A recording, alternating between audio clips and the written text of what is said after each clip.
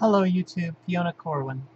I'm coming to you tonight to talk about my experience at the Pride Festival yesterday. It was a wonderful experience. I enjoyed talking to many people, meeting many people that I hadn't met before.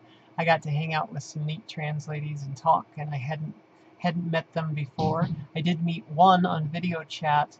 I attend a trans meeting intermittently in a city a few miles away from me, and she is actually the leader of that meeting. So it was great to finally meet her face to face and have that contact. I also agreed to work the trans support group booth as well as walk in the parade, and I have to say that was a challenging experience. It brought up for me some things that I really needed to look at and hadn't seen. In walking in the parade, which of course preceded everything, I was asked to hold the banner, which I did, and I get to walk around the park and wave at the parade watchers and smile and do my thing, and that was lovely, and I was happy to do it. When I got back to the booth, I spent much of my day right there underneath that trans banner, which was a surprise for me, at least the way that felt for me. You may recall from a previous video I talked about people who go stealth, and I talked about how I think it's important that we remain in our community, both for ourselves and for the community itself. What I got yesterday was something just a level deeper than that, and that's that it's important to be visible for those larger communities. It took everything I could to stay in that area, in the trans area, and beneath that banner, and to do what I had committed to do, which was to support that. I think that it was eye-awakening to me, because generally I'm fairly passable. I never get made in public. I literally just proceed. I just take it for granted, is the truth. And I couldn't take it for granted yesterday. I was marked as trans. I was in a trans booth. I could not escape being trans. On the upside, I did overhear three guys talking about me as I walked past them, and they were hushed voices, but they were like, "Wow, I can't believe she's trans." And then the other one said, "I know, right?" The third one says, "Beautiful." I was flattered. But I also got dropped into the trans box, and you could also sort of hear the slightly derogatory, slightly judgmental tone in that, and it was a double-edged sort of thing for me. I enjoyed the compliment, but I had some difficulty with being labeled trans and that being a bad thing for people. I want to contrast that against my experience at the last Pride Festival I attended. And that one, I had been reading about rad femmes and TERFs, and so I was, at the time, I thought legitimately concerned that as a lesbian trans woman, I might actually get pulled into some ugly conversations that I didn't actually want to get pulled into. So I was particularly concerned about speaking to the lesbians. So, as is my way, I walked right into, a conversation with a lesbian from New York, who quickly introduced me to another lesbian friend of hers from New York, and we got into a conversation and talked for nearly an hour and a half, and it was a lot of fun. I really enjoyed it, actually. And it went as things do, and the conversation split, and I went about my business and went around the Pride Festival and met some more people and had a delightful time.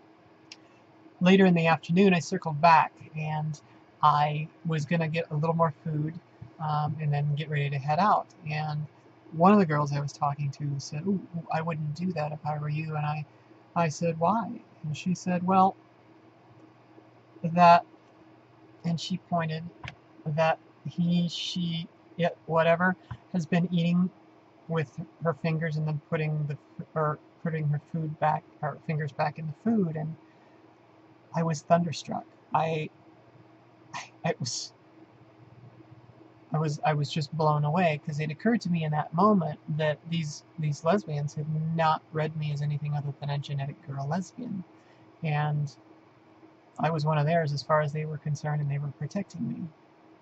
So I was so thunderstruck by this that I did not defend this woman.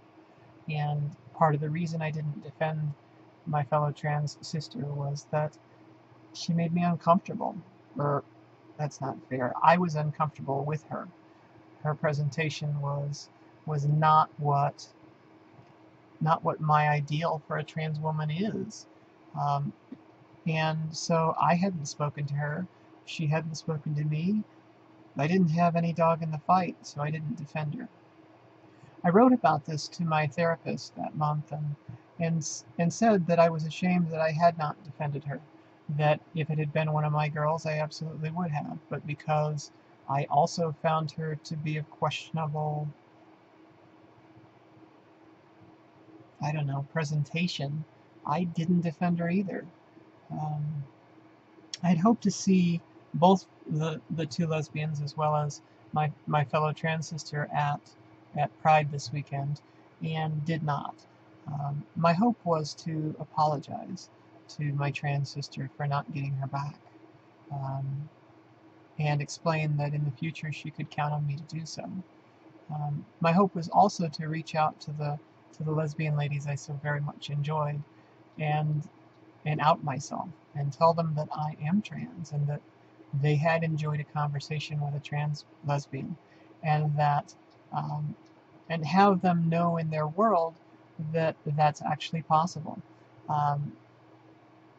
Unfortunately, I didn't encounter any of these ladies, and I look forward to the next time I do. We have a pretty tight-knit community around here, so it's likely that I will run into them within the next 3 to 6 months. But I wanted to just say that, you know, on the odd chance any of you watch my video, please reach out to me. I would love to have a conversation and really explore a little more why we do the things we do in terms of judging each other and tearing each other down. I think it's terribly destructive. So as we go back to yesterday's trans experience, I was sort of surprised. I had read about it on the internet, so I wasn't entirely surprised, but I was sort of surprised to see the way that trans people are often sort of set aside, not acknowledged, basically tolerated, sometimes accepted, even by the lesbian, gay, and bi community. I think in some part we bear some responsibility in that as trans people, for not showing good examples of trans people within the community. We don't. I'm not saying that everyone provides a bad example. I'm merely suggesting that the bad examples go a long way sometimes to destroying our credibility, and I think we need to have more examples, more positive examples of successful, intelligent, beautiful, passable trans women actually outing themselves, actually standing for the community. So if you're one of those girls, my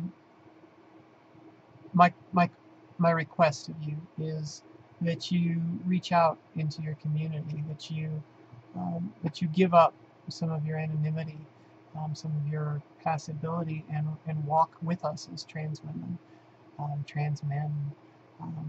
I think it's important. I think it matters to community. I think people in the community need to see your and my examples. I think that it's just simply necessary. So I'm asking, join me. I really understood yesterday how easy it would be to just be stealth, to just live as a cis woman, and not have the stigma of being trans. I don't know how we get past a stigma um, without removing it peg by peg. You know, each of the legs that holds it up, each of the legs that says that being trans is somehow odd or different or inappropriate or ununderstandable. We need to pull those legs out. We need to just put them to rest. So I think that's all I have for you tonight. Um, Remember, though, life is beautiful and every moment precious, and an opportunity to learn something that you didn't already know. Um, Seize the day. Thank you.